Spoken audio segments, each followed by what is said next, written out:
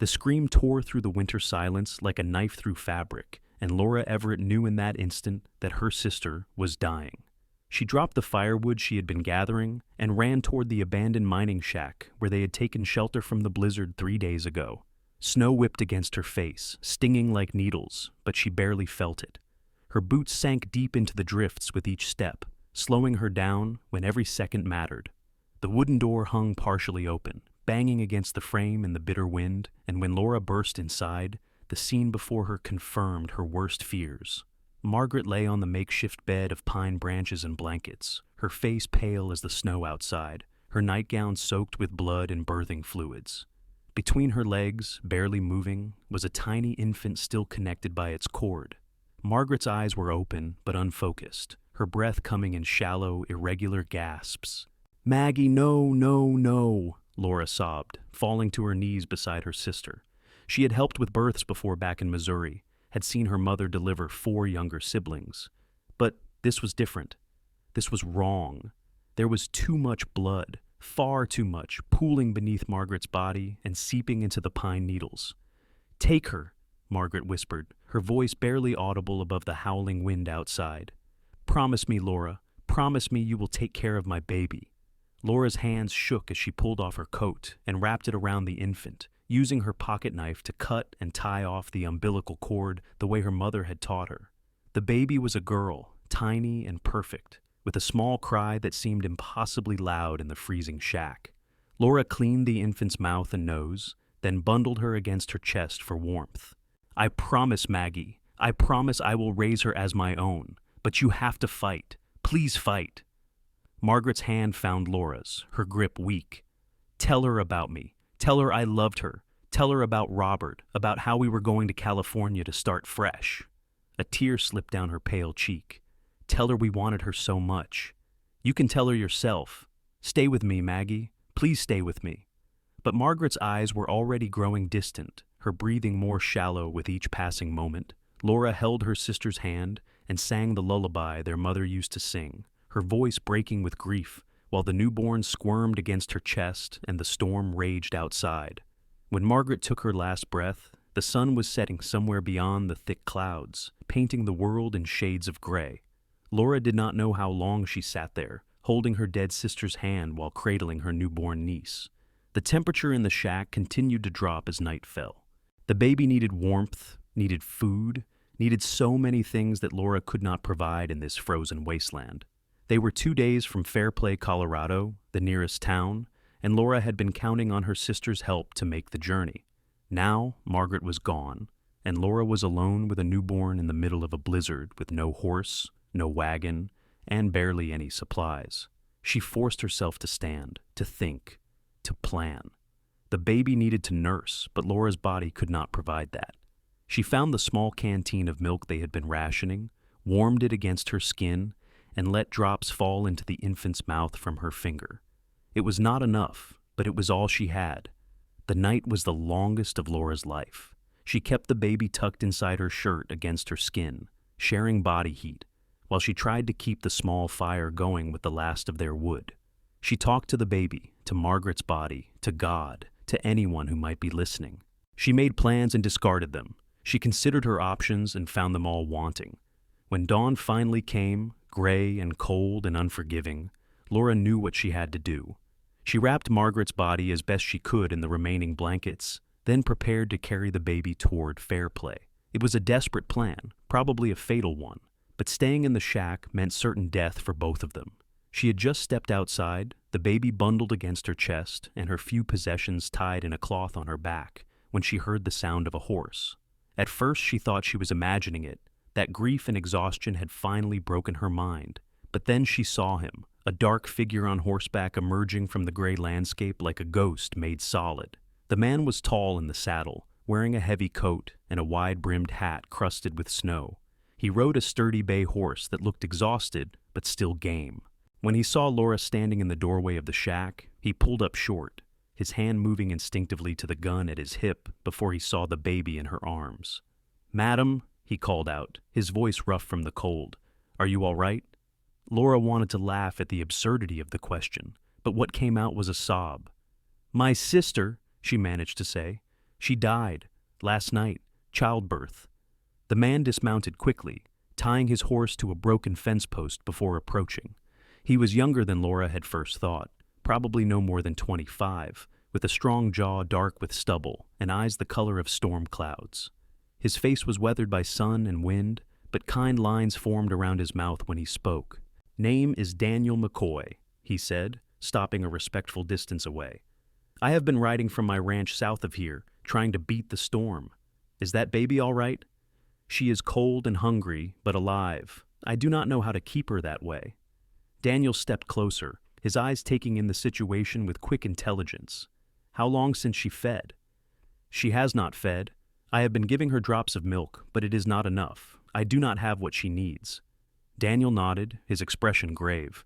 "Fair play is 2 days on foot, maybe less if the weather holds, but it will not hold. Another storm is coming in, I can feel it. That baby will not survive 2 days in this cold without proper feeding."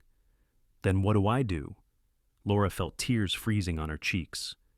"Tell me what to do." "My ranch is 3 hours south. I have a milk cow, warm shelter, supplies. We can take the baby there, keep her alive until the weather clears enough to get her to town." He paused, looking at the shack. "And your sister. She deserves a proper burial, not left in a mining shack for the wolves." Laura felt something shift in her chest, a tiny spark of hope in the darkness. "You would help us? Why?" Daniel's eyes met hers, and she saw genuine compassion there. "Because it is the right thing to do. Because no woman should have to face this alone. Because that baby deserves a chance at life."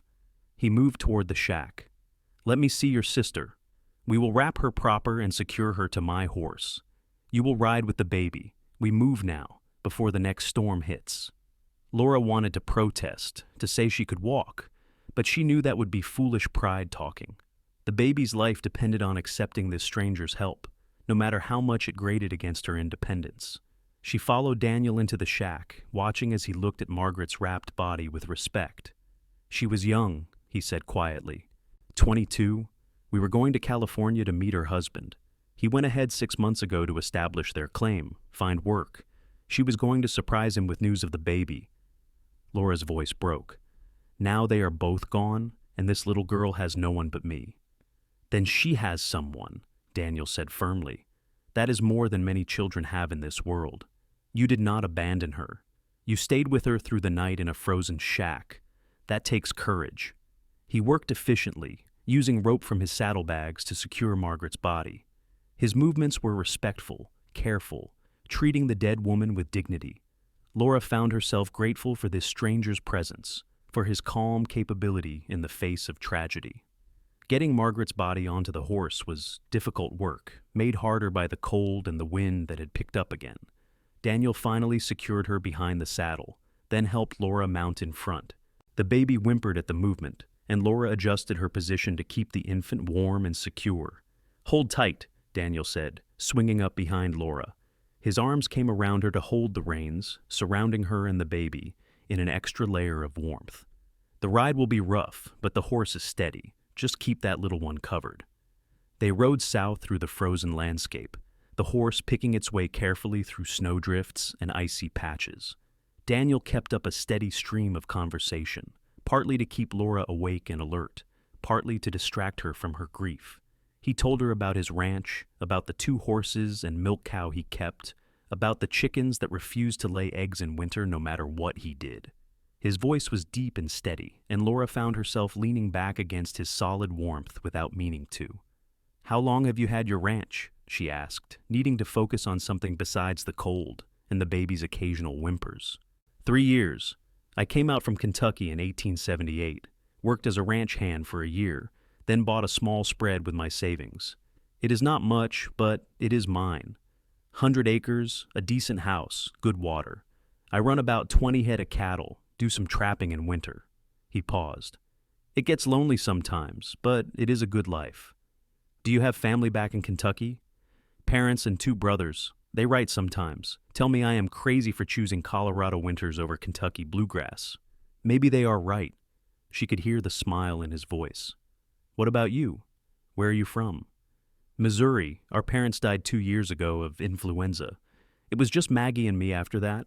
When Robert's letters talked about California, about opportunities and sunshine, it sounded like a dream. We sold everything, bought train tickets as far as Denver. We were taking the stage to California, but the stage broke an axle outside of Fairplay. The driver said it would be 3 days before replacement parts arrived, so we decided to wait at the hotel.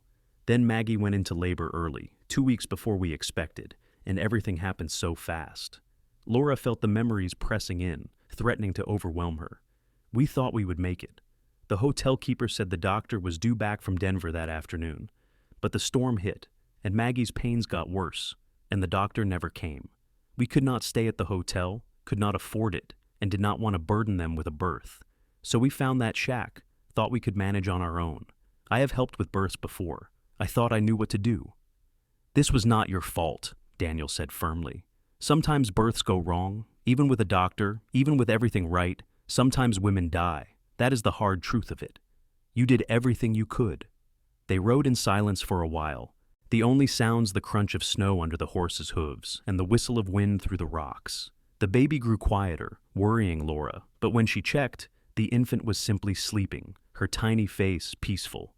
"What will you name her?" Daniel asked. Laura had not thought about it. Margaret had planned to name the baby Rose if it was a girl, after their grandmother. But somehow that felt wrong now. This child had been born into tragedy and snow and death. She needed a name that spoke of hope, of survival. "Hope," she said finally. "I will name her Hope because that is what she is. Hope for the future, hope that something good can come from this tragedy." "Hope," Daniel repeated. "That is a good, strong name. She will need that strength." The ranch appeared suddenly, materializing from the gray landscape like a mirage. It was a small but solid structure, built of logs and stone, with a barn and several outbuildings clustered nearby. Smoke rose from the chimney, evidence that Daniel had left a fire burning before he rode out. Laura felt tears of relief sting her eyes. Daniel dismounted and helped Laura down, taking care not to jostle the baby. "Get inside, get warm. I will tend to the horse and your sister, then come in and get a fire built up proper." Laura wanted to help, to do something useful, but she knew the baby had to come first. She stumbled toward the house, her legs cramping from the long, cold ride, and pushed open the door. The interior was dim, but blessedly warmer than outside. The main room held a stone fireplace with embers still glowing, a rough-hewn table and chairs, shelves lined with supplies, and a bed built into one corner. Everything was neat and clean, the home of a man who took pride in his space. Laura sank into a chair near the fireplace and carefully unwrapped the baby. Hope was breathing, but her skin felt too cool. Laura added wood to the fire, building it up until heat began to radiate into the room, then tucked the baby inside her shirt again, sharing body warmth while they both thawed out. Daniel came in stamping snow from his boots, carrying Laura's small bundle of possessions. "Horses settled, and I moved your sister into the barn. It is cold enough to preserve her until we can arrange burial." He saw Laura's expression and added gently, "I know it seems disrespectful, but it is practical. She is beyond cold now, beyond caring. Our job is to care for the living." He moved to the shelves and pulled down various items. "I have got a milk cow in the barn. She is dry right now, but I have got canned milk from town and clean cloth we can use to feed the baby. It will not be perfect, but it will keep her alive." For the next hour, Daniel proved his competence in ways Laura had not expected from a bachelor rancher. He warmed milk carefully, tested it on his wrist the way her mother used to do, then showed Laura how to fashion a feeding cloth by wrapping clean cotton around her finger and dipping it in milk for Hope to suck. The baby took to it hungrily, and Laura felt tears of relief as she watched her niece feed. "You are good at this," she said to Daniel, who was heating water for tea. He shrugged, a hint of color in his weather-beaten cheeks. "I raised an orphaned calf once. Same principles apply, mostly. Keep them warm, keep them fed, keep them clean. Hope is tougher than she looks. She survived her first night in that shack. She will make it." After Hope was fed and sleeping peacefully in a nest of blankets near the fire, Daniel insisted that Laura eat something. He heated stew from a pot hanging in the fireplace, and Laura discovered she was ravenous. They ate in companionable silence, exhaustion settling over both of them. "You can take the bed," Daniel said when they finished eating. "I will sleep in the chair, keep the fire going through the night, tend to the baby when she wakes. I cannot ask you to do that. You are not asking. I am offering. His gray eyes met hers steadily. You have been through hell, Miss Everett. Let me help. Tomorrow we will figure out the rest. Laura was too tired to argue. She settled into Daniel's bed with Hope beside her. And despite everything, despite the grief and fear and uncertainty, she fell into a deep, dreamless sleep. She woke to pale sunlight filtering through the window and the sound of Daniel moving quietly around the room. Hope was awake but content, making small, gurgling sounds. Laura sat up quickly, disoriented for a moment, before memory crashed back. Easy, Daniel said. The baby is fine. I fed her about 2 hours ago, and she went right back to sleep. Thought I would let you rest. Laura looked at him properly for the first time in daylight. He was handsome in a rough-hewn way, with strong features and kind eyes that crinkled at the corners. His dark hair needed a cut, and he looked tired, but there was something solid and dependable about him that made Laura feel safe. You have done so much already, she said. I do not know how to repay you. I do not want repayment. I want to help. He poured coffee into a tin cup and handed it to her. The storm has passed, but there is more weather coming. I think we should bury your sister today while we can. There is a spot on a hill about half a mile from here, overlooks the valley. It is peaceful there. After that, we will need to decide what comes next. The funeral was simple, but respectful. Daniel had dug the grave in frozen ground that must have taken hours of backbreaking work. They wrapped Margaret in a clean blanket, and Daniel fashioned a wooden cross from planks. Laura stood with Hope in her arms and said words over her sister's body, her voice carrying across the empty landscape. Maggie, you were the best sister anyone could ask for. You were brave and kind and full of hope. I promise I will raise Hope to know about you, to know how much you loved her and wanted her. I promise I will get her to safety, will give her the life you dreamed of for her.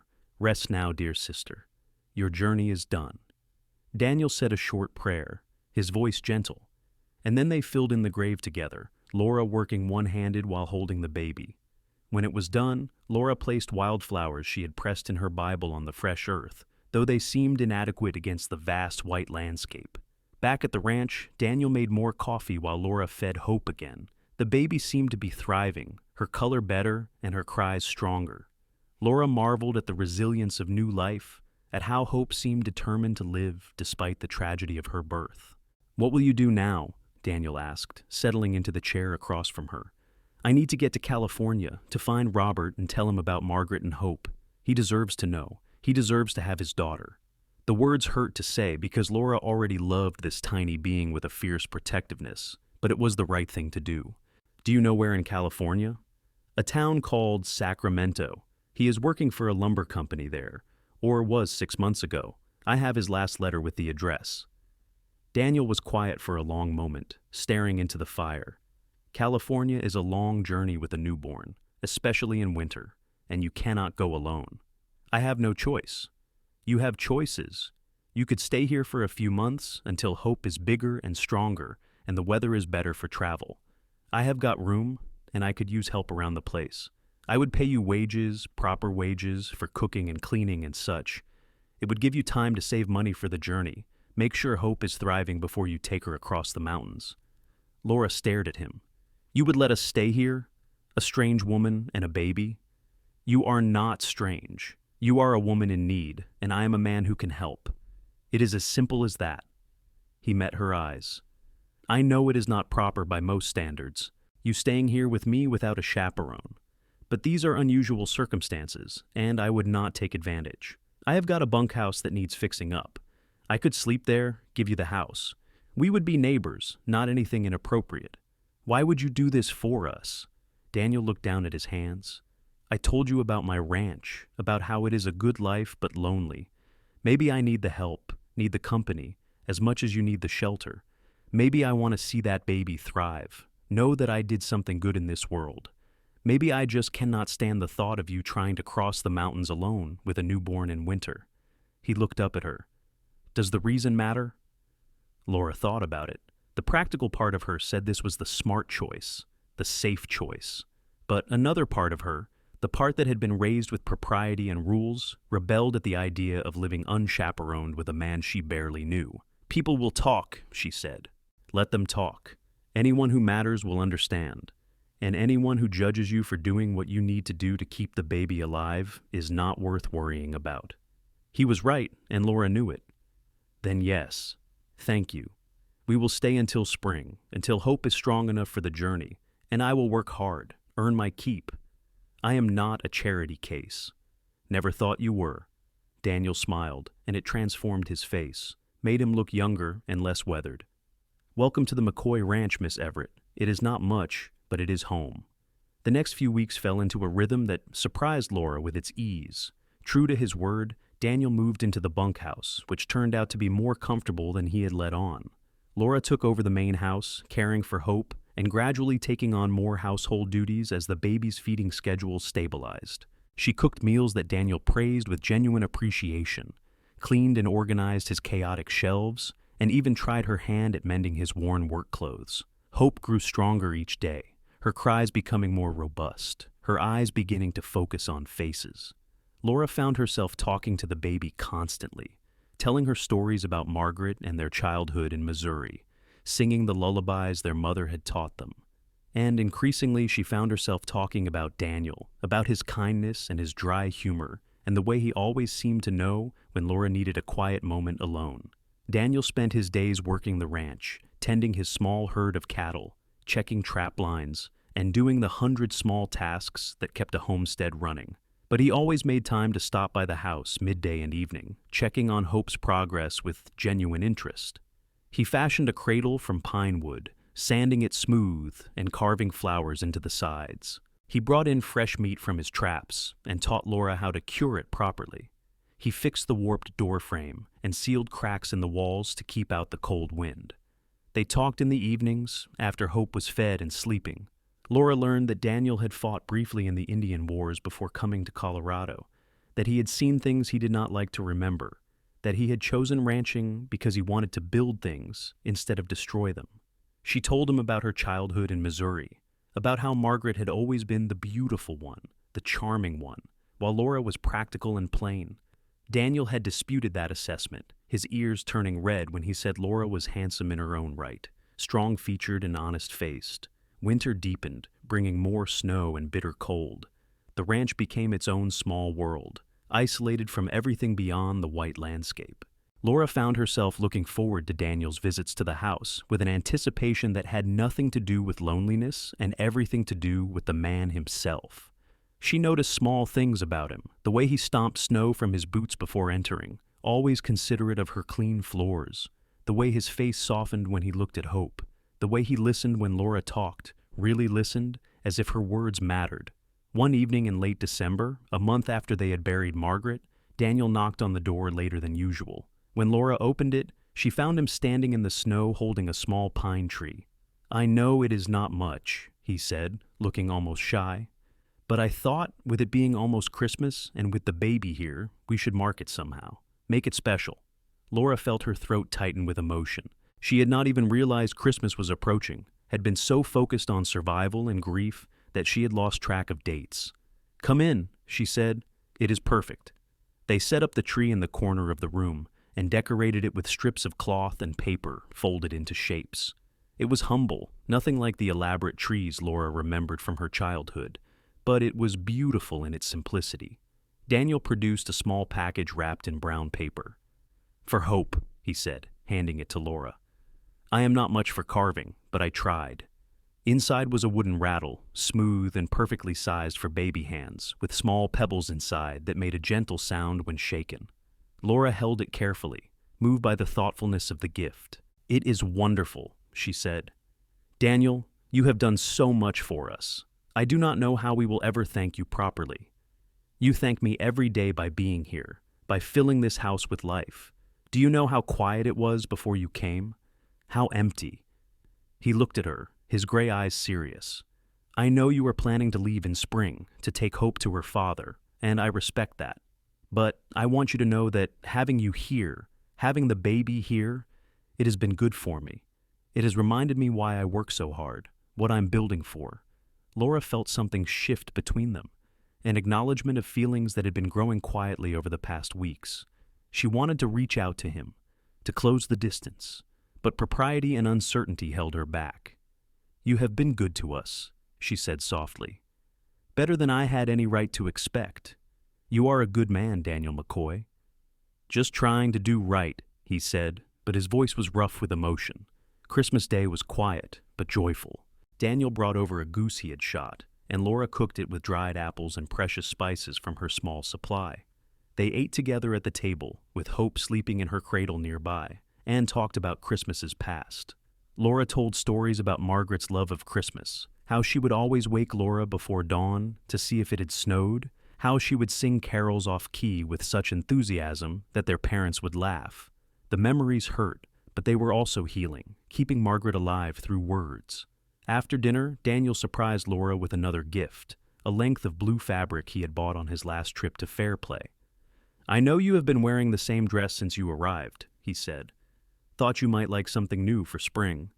Laura accepted the fabric with trembling hands. It was beautiful, a soft wool that would be perfect for a traveling dress.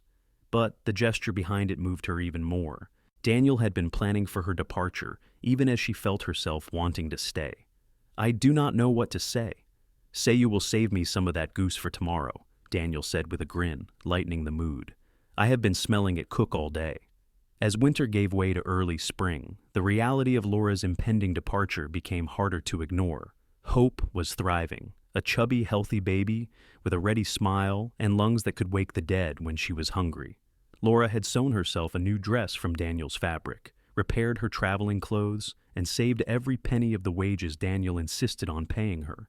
She wrote a letter to Robert at his last known address, telling him about Margaret's death and Hope's birth, explaining that she would be bringing the baby to Sacramento as soon as travel was safe. But even as she made these practical preparations, Laura's heart was pulling her in another direction. She had fallen in love with Daniel McCoy, she realized one morning, while watching him repair the barn roof. It was not the passionate, overwhelming love that Margaret had described feeling for Robert. It was quieter than that, steadier, built on respect and shared work and the small kindnesses that made up their daily lives. She loved the way he was patient with Hope, talking to her like a person, even though she was too young to understand. She loved his dry humor and his work ethic, and the way he made her feel capable and valued. She loved the life they had built together over these winter months, the domesticity and partnership of it. But Hope was not her child, and Laura had made a promise to Margaret. Robert deserved to know his daughter, to have the chance to be her father. Laura could not let her own feelings interfere with what was right. Daniel seemed to sense her turmoil without her saying anything. They had developed that kind of understanding over the winter, an ability to read each other's moods and thoughts. One evening in early March, after Hope was asleep, he sat down across from Laura with an unusual seriousness. "I need to say something before you go, and I need you to hear me out before you respond." Laura felt her heart start to pound. "All right. These past months with you here have been the best of my life. I know that sounds dramatic, but it is true. You have made this house a home, made me remember what I am working for. And Hope, well, she has wrapped herself around my heart in a way I did not think possible." He took a breath. "I am not good with fancy words, Laura, but I am in love with you, have been for a while now, probably since that first night when you were so fierce about protecting that baby. I know you have to take Hope to her father. I know that is right and proper. But when you are done with that, when you have fulfilled your promise to your sister, I want you to come back here. I want us to build a life together, to raise Hope together if Robert agrees, or to make our own family if he does not. I want to marry you, Laura Everett, if you will have me." Laura felt tears streaming down her face, but they were good tears, tears of joy and relief and love. "I love you too," she said, her voice breaking. "I have been fighting it because it felt wrong to be happy when Maggie is dead, wrong to want to stay when I promised to take Hope to California. But I do love you, Daniel. I love the life we have built here. I love who I am when I am with you." Daniel was out of his chair and kneeling beside her in an instant, taking her hands in his. "Then marry me now, before you go. Let me go with you to California as your husband. We will find Robert together, give him the choice of raising Hope or letting us adopt her. Either way, we will be together. You would leave your ranch? My brother has been wanting to come west. I can leave him in charge for a few months. The ranch will keep." His gray eyes were intense, full of love and determination. I am not letting you go across those mountains alone, Laura. Not when I have the chance to keep you safe, to be with you. Say yes. Please say yes." Laura thought of all the reasons she should say no, all the practical considerations and proprieties. And then she thought of the life she could have with this good man, the partnership and love and family they could build together. Margaret would want her to be happy, she realized. Margaret had always told Laura to take chances, to not let life pass her by. "Yes," she whispered. "Yes, I will marry you." Daniel pulled her into his arms, and they held each other while Hope slept peacefully nearby. The kiss they shared was gentle and full of promise, the first of many to come. They were married a week later by a circuit preacher who happened to be passing through Fairplay. The ceremony was simple, witnessed by the hotel keeper and his wife, with Hope bundled in Laura's arms throughout. Laura wore her new blue dress, and Daniel wore his cleanest shirt and a borrowed tie. When the preacher pronounced them man and wife, Daniel kissed Laura with such joy that the hotel keeper's wife dabbed at her eyes with a handkerchief. "Never seen a man so happy to be getting hitched," the hotel keeper said with a laugh. "You are a lucky woman, Mrs. McCoy." "I know," Laura said, smiling up at her new husband. "I am the luckiest woman alive." They spent their wedding night at the hotel, a luxury Daniel insisted on. It was Laura's first time being with a man, and Daniel was patient and gentle, making sure she was comfortable and cared for. Afterward, lying in his arms while Hope slept in a dresser drawer lined with blankets, Laura felt a completeness she had never known before. This was what life was meant to be, she thought. Partnership and love, and building something meaningful together. The journey to California was long, but far easier than it would have been if Laura had attempted it alone in winter. They took the stage as far as they could, then traveled by wagon train with a group heading to Sacramento. Daniel's presence was invaluable, handling negotiations with wagon masters, protecting their supplies from theft, and caring for Hope when Laura was exhausted from travel. Hope was a good baby on the road, adapting to the changing circumstances with remarkable resilience. Other women in the wagon train helped Laura with the baby, sharing advice and supplies. Several older women made pointed comments about how young Hope was to be traveling, but Daniel shut down any gossip with a few well-chosen words about Laura being a devoted mother, and how circumstances sometimes required hard journeys. They reached Sacramento in mid-April, when the California hills were green and wildflowers bloomed along the roads. The town was busy and growing, full of men seeking fortune in lumber and gold, with new buildings going up on every street. Finding Robert proved easier than Laura had feared. The lumber company he worked for was well known, and the foreman directed them to a boarding house on the edge of town. Robert was a handsome man, in his mid-20s, tall and fair-haired with an easy smile.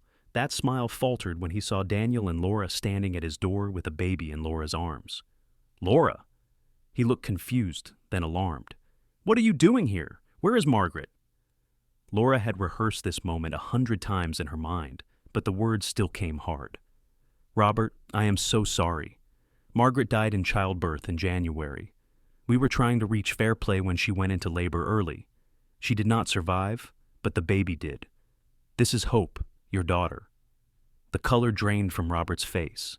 He stepped back, his hand reaching for the door frame to steady himself. "Dead? Maggie is dead? I am so sorry. She loved you so much. Her last words were about you, about the life you were going to build together." Robert's eyes were fixed on Hope, but his expression was hard to read. Fear, grief, and something else Laura could not quite identify. He gestured them inside the boarding house, which turned out to be a single cramped room with a narrow bed and a chair. "Tell me everything," he said, sinking onto the bed. Laura told him the story, with Daniel filling in details about the burial and the months at the ranch. Robert listened in silence, his face growing paler with each word. When Laura finished, he sat staring at the floor for a long moment. "I cannot do this," he said finally, his voice barely above a whisper. "Cannot do what?" "Raise a baby, be a father." He looked up at Laura, and she saw naked fear in his eyes. "I am 24 years old, Laura. I am living in a boarding house, working 12-hour days at a lumber mill. I can barely take care of myself. How am I supposed to raise a child?" "She is your daughter," Laura said, trying to keep judgment from her voice. "Your and Margaret's child. Margaret was supposed to be here. We were supposed to do this together. I cannot do it alone." He stood up, pacing the small room. "I know what you think of me right now. I know I sound like a coward, but I am being honest. I do not have what it takes to be a father, especially not to a baby who needs so much. I would fail her, Laura. I would resent her for not being Margaret. That is not fair to the child." Daniel spoke for the first time. "What are you saying, Robert?" "I am saying I want you to keep her. You have been caring for her these past months. Laura, she knows you as her mother, and you have a husband now, a home. You can give her what I cannot." Laura felt relief and guilt in equal measure. Relief because she desperately wanted to keep Hope, had been dreading this moment when she might have to give her up. Guilt because she felt like she was profiting from her sister's death. "Are you certain?" she asked. "This is not a decision you can take back." "I am certain. I will write out papers, legal papers giving up my rights and giving you full custody. It is the right thing for Hope, the right thing for everyone." Robert looked at the baby in Laura's arms, and Laura saw tears in his eyes. "She looks like Margaret. She does. She has her eyes. Then she will be beautiful, and she will be loved, with you two as her parents. That is more than I can promise her." He wiped his eyes roughly.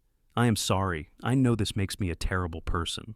"It makes you honest," Daniel said quietly. "Not every man is meant to be a father. At least you are admitting it instead of trying and failing. That takes courage in its own way." They stayed in Sacramento for 3 days while Robert arranged the legal paperwork and said his goodbyes to Hope. He held her only once, briefly, his hands shaking. He gave Laura what money he had saved, insisting it was for Hope's future. On their last evening, he joined them for dinner at the hotel where they were staying. "Tell her about Margaret when she is older," he said to Laura. "Tell her that her mother was the kindest, brightest person I ever knew.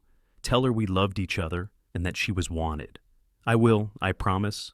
And Laura, thank you for being there when she needed you, for taking care of Hope, for loving her. Margaret would be glad it was you. She always said you were the strong one." The journey back to Colorado was slower than the journey out, but sweeter. Hope was legally theirs now, their daughter in every way that mattered. They stopped in small towns along the way, staying in hotels when they could afford it and camping when they could not. Daniel proved to be a devoted father, rocking Hope to sleep when she was fussy, changing her diapers without complaint, making silly faces to get her to smile. "You are good at this," Laura said one night as they lay under the stars with Hope sleeping between them. "I am just following your lead. You were the one who kept her alive through those first terrible days." "We kept her alive, together." Laura reached across the baby to take Daniel's hand. "I keep thinking about how different things would be if you had not found us that day. We would have died in that shack, Hope and I. You saved us.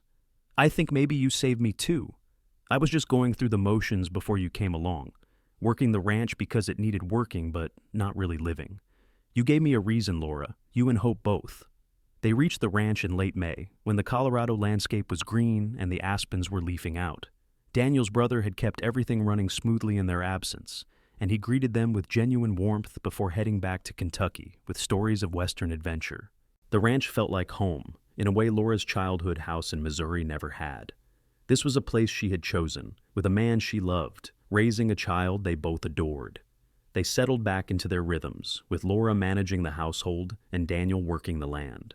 Hope grew and thrived, learning to sit up, then to crawl, then to pull herself up on furniture with a determined look on her face that reminded Laura so much of Margaret it made her heart ache.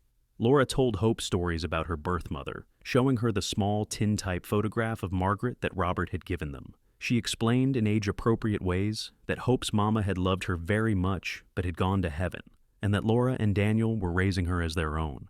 Hope seemed to accept this as naturally as she accepted everything else in her young life.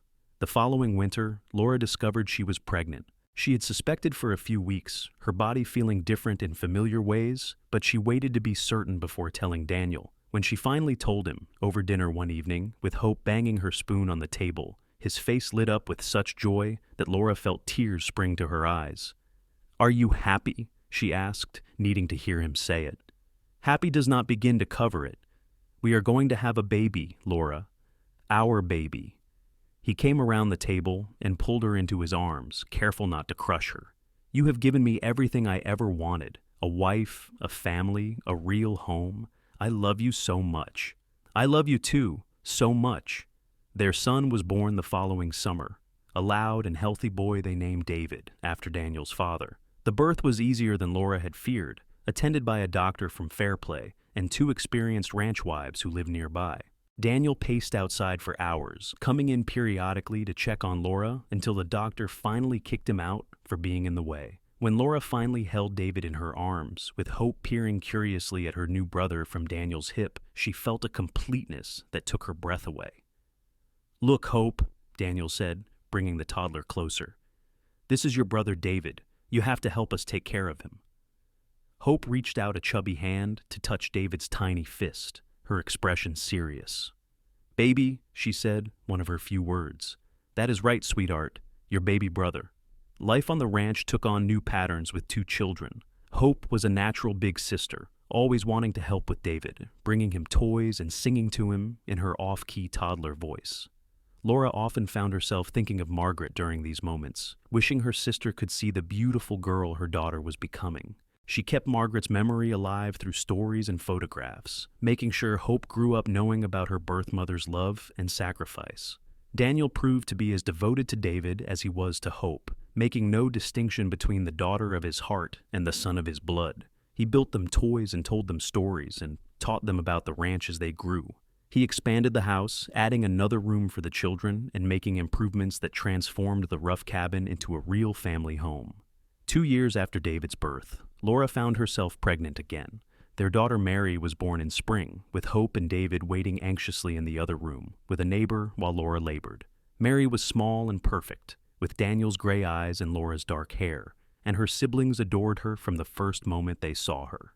The years passed in the way they do on a ranch, marked by seasons and growth rather than formal dates. Hope grew into a thoughtful, intelligent girl who loved books and horses in equal measure. David was energetic and adventurous, always getting into trouble with a grin that melted any anger. Mary was quiet and observant, soaking up everything around her and surprising them with her insights.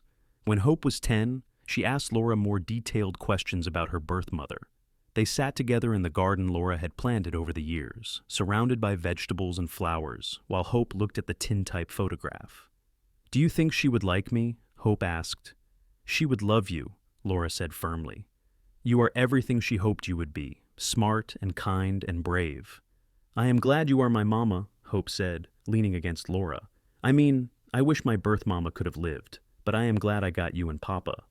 "We are glad we got you too, sweetheart. You made us a family." The ranch prospered over the years. Daniel's hard work and smart management paid off, and they were able to buy more land and cattle. They were never wealthy by any means, but they were comfortable, with enough to feed and clothe their children and occasionally splurge on luxuries like store-bought candy or fabric for new dresses. The community around Fairplay grew as well, with more families settling in the area. A proper school was established, and Laura insisted all 3 children attend regularly. She had grown up valuing education, and she was determined her children would have opportunities she and Margaret had never had. Daniel became known in the region as an honest rancher and a fair dealer. Men sought his advice on cattle and land management.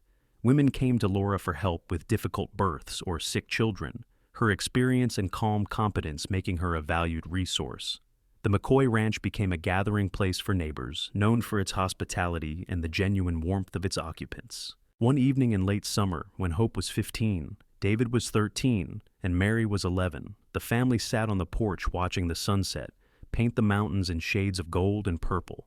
It had been a good day, with work completed and dinner eaten and the comfortable tiredness that came from physical labor. Hope was reading aloud from a book while Mary leaned against her, and David was carving a piece of wood with the knife Daniel had given him for his birthday.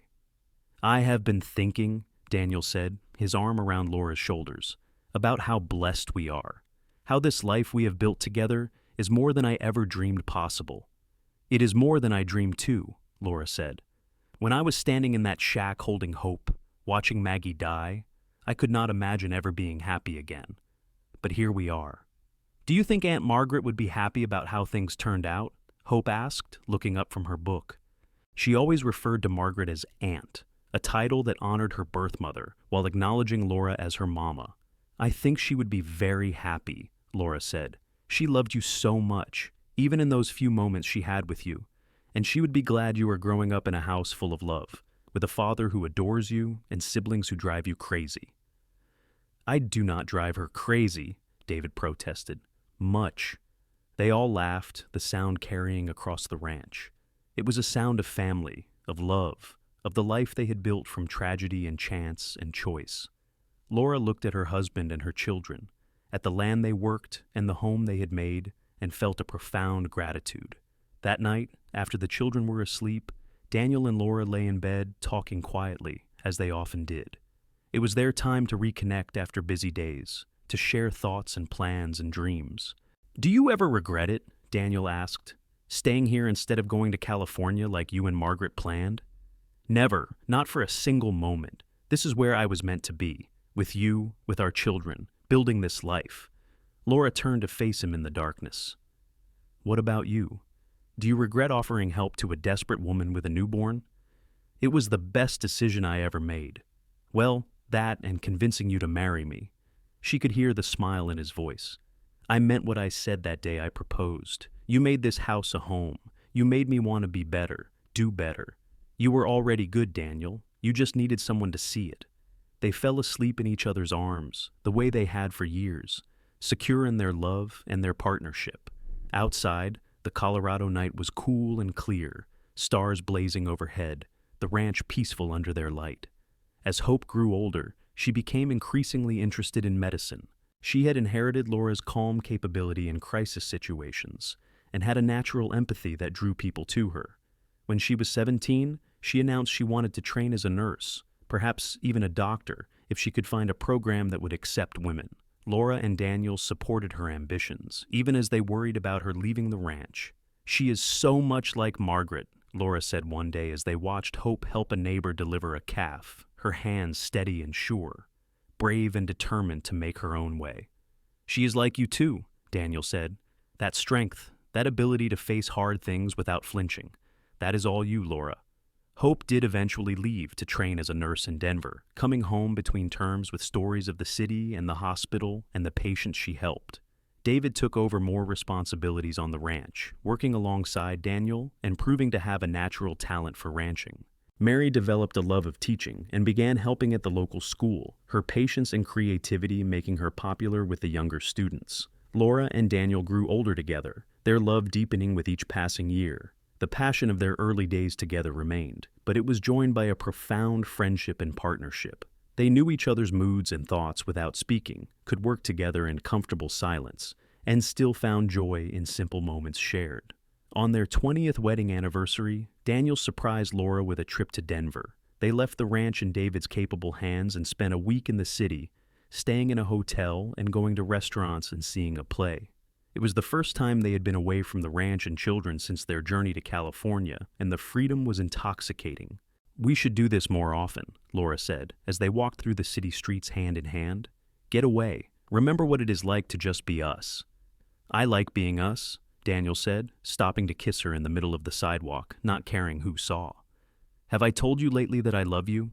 Not in the last hour. Then I am falling down on the job. I love you, Laura McCoy. I have loved you since you stood in that doorway covered in snow, with a newborn in your arms and fire in your eyes. I will love you until the day I die and beyond." That is quite a declaration for the middle of a city street. "I am feeling romantic. Humor me." They laughed together, these two people who had found each other in the worst circumstances and built something beautiful from tragedy. The years had marked them both, gray in Daniel's hair and lines around Laura's eyes. But they were still the same people who had married in fair play, with a baby in Laura's arms and hope in their hearts. When they returned to the ranch, they found David had managed everything perfectly in their absence. He had even started courting a neighbor's daughter, a sensible girl named Emma, who looked at him with obvious affection. Hope came home from Denver for a visit, full of news about her studies and a young doctor she had been working with, who seemed interested in more than her medical skills. Mary was planning to open a small school of her own, with books donated by families in the area. "Our children are growing up," Laura said to Daniel one night, watching their 3 offspring laughing together on the porch. Hope was 22 now, David was 20, and Mary was 18, all of them on the cusp of their own lives. "They are good people," Daniel said with pride. "We raised them right. We did. Together."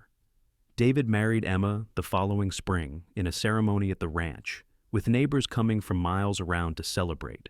It was a joyful day, full of music and dancing and abundant food.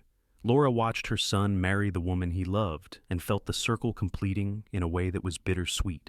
Margaret should have been there to see this, to see what hope had become, to see the family that had grown from tragedy. But in another way, Margaret was there. She was there in Hope's face, in the stories they told, in the way Laura had learned to cherish every moment because life was fragile and precious.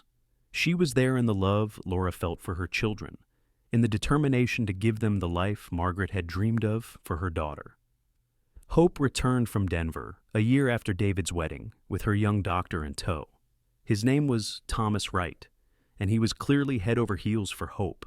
He asked Daniel's permission to marry her, an old-fashioned gesture that touched Daniel deeply. The wedding was small, as Hope requested, with just family present.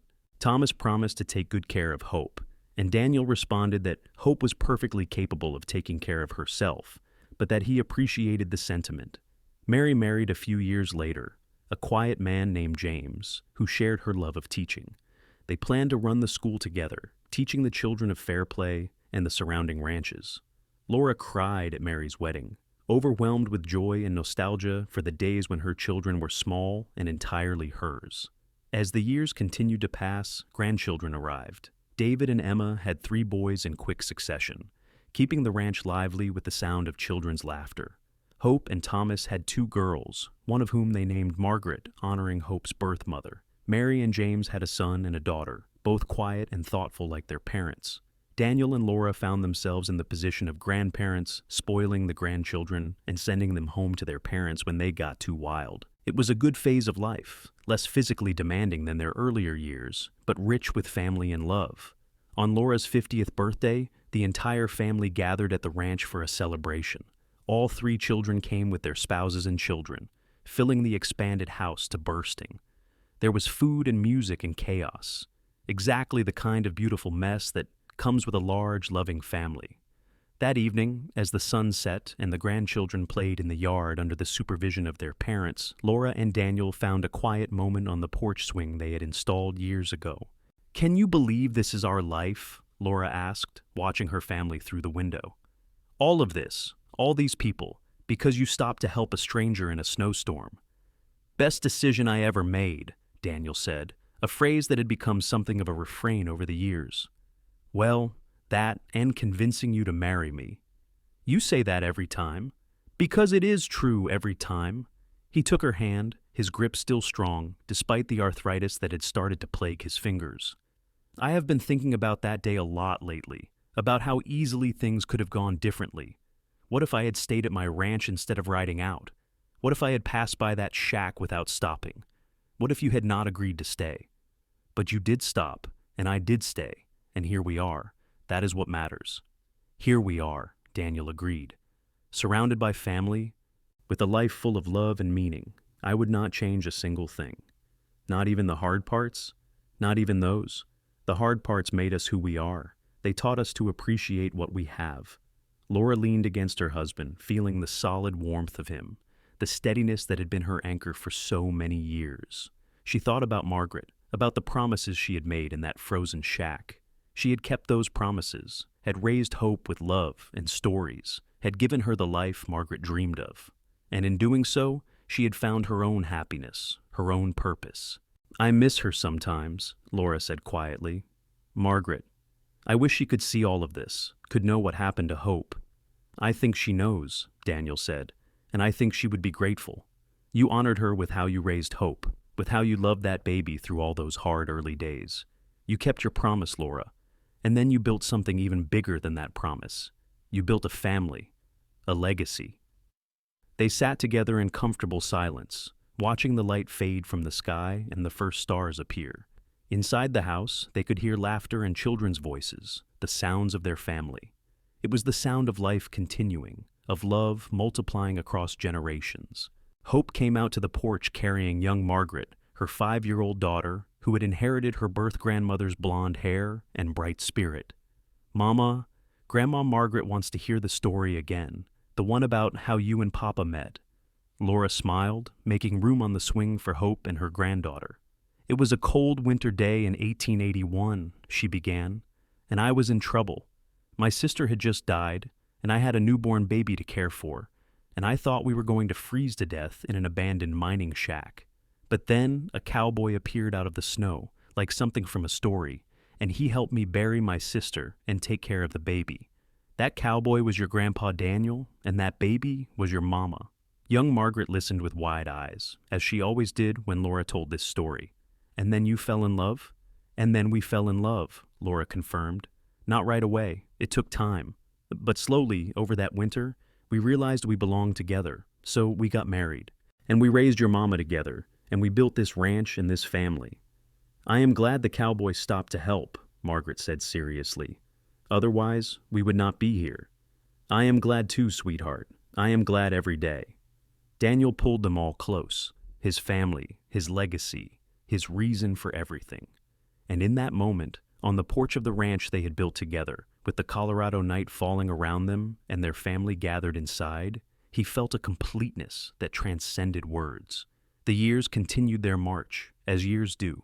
Daniel and Laura grew older, their bodies slower, but their minds and hearts still sharp. They watched their grandchildren grow, saw David take over more of the ranch operations, celebrated Hope's success as a nurse and Mary's thriving school. The ranch remained the center of their family, a gathering place where everyone returned for holidays and celebrations. When Daniel died at 71, peacefully in his sleep, after a full day of work on the ranch he loved, Laura felt the loss like a physical blow. But she was surrounded by family, by the children and grandchildren and even great-grandchildren who had come from that chance meeting in a snowstorm. They supported her through her grief, telling stories about Daniel's kindness and strength and dry humor. "He was the best man I ever knew," David said at the funeral, his voice breaking. "He taught me everything about ranching, about being a father, about treating people with respect. And he loved my mother with a devotion that was inspiring to watch." Hope added her own tribute. "He was not my birth father, but he was my papa in every way that mattered. He never treated me differently than his biological children. He just loved us all completely, without reservation. I am who I am because of him." Laura stood at Daniel's grave on the same hillside where Margaret was buried and felt the weight of years and love pressing on her heart. "You kept your promise," she told him silently. "You said you would love me until the day you died and beyond. I am holding you to the beyond part. Wait for me, Daniel McCoy. I will find you again." Laura lived 5 more years after Daniel's death, years she filled with her family and her garden, and the memories she had accumulated over a long, rich life. She remained active and engaged, teaching her great-grandchildren to bake and sharing stories about the old days, about Colorado, in the 1880s, about a time when life was harder but somehow simpler. On a spring morning in 1932, Laura passed away quietly in her sleep, in the same bed she had shared with Daniel for so many years. She was 75 years old, and she had lived a life full of love and purpose and meaning. Her children and grandchildren mourned her, but they also celebrated her, the woman who had faced tragedy with courage and built a legacy of love. They buried Laura on the hillside next to Daniel, with Margaret resting nearby. The 3 graves looked out over the ranch that had been the center of so much life and love, over the valley where generations of the McCoy family had lived and worked and thrived.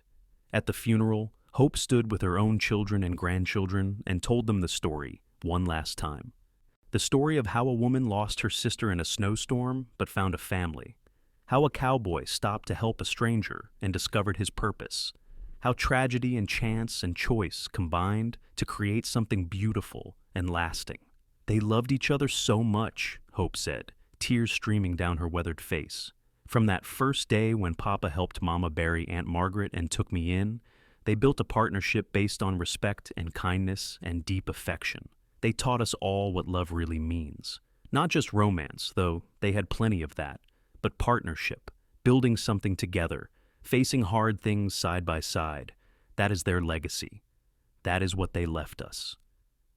The family gathered on the hillside that day represented 4 generations descended from that chance meeting in 1881. There were ranchers and teachers, nurses and businessmen, all of them carrying forward the values Daniel and Laura had instilled. They were strong and kind, hard-working and loving, a testament to the life their ancestors had built from almost nothing. As the sun set over the Colorado mountains that evening, painting the sky in shades of gold and purple, the McCoy ranch stood solid and enduring. It had weathered blizzards and droughts, hard times and good, and it remained a symbol of what could be built when two people committed themselves to each other and to the work of creating something meaningful. In the house now occupied by David's oldest son and his family, there was a shelf that held treasures from the past, a wooden rattle carved by Daniel for baby Hope, a tin-type photograph of Margaret, Laura's wedding dress, carefully preserved, letters written between Daniel and Laura during their brief separations, a family Bible with birth dates and death dates recorded in careful handwriting, and there was a leather-bound journal that Laura had kept, filled with her thoughts and memories and stories. On the first page, in Laura's neat script, was an entry dated January 15th, 1881.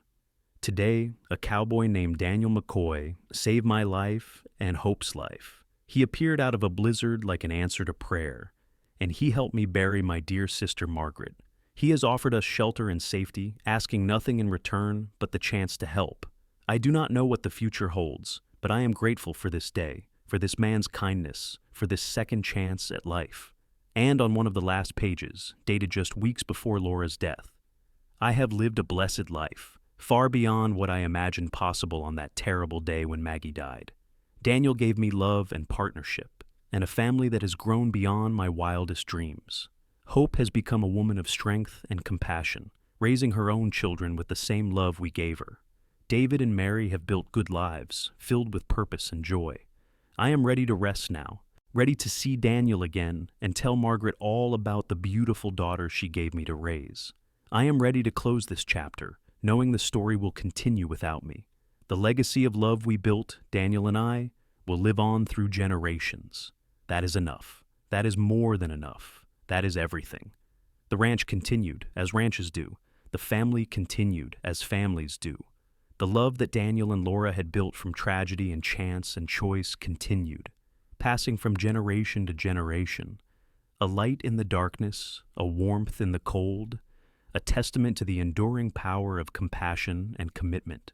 And on winter nights, when the snow fell soft over the Colorado mountains and the wind howled around the sturdy ranch house, the family gathered together and told stories. Stories about a cowboy who stopped to help. Stories about a woman who kept her promises. Stories about a baby born in a blizzard who grew up to be a healer. Stories about love that started in the worst circumstances and became something beautiful and lasting. These were the stories that mattered, the stories that endured. They were stories of courage and kindness, of hard work and deep love, of a life well lived in the wild west of Colorado. They were the legacy of Daniel and Laura McCoy, ranchers and partners and lovers, who had taken tragedy and turned it into triumph, who had faced the hard things together and built something that lasted long after they were gone.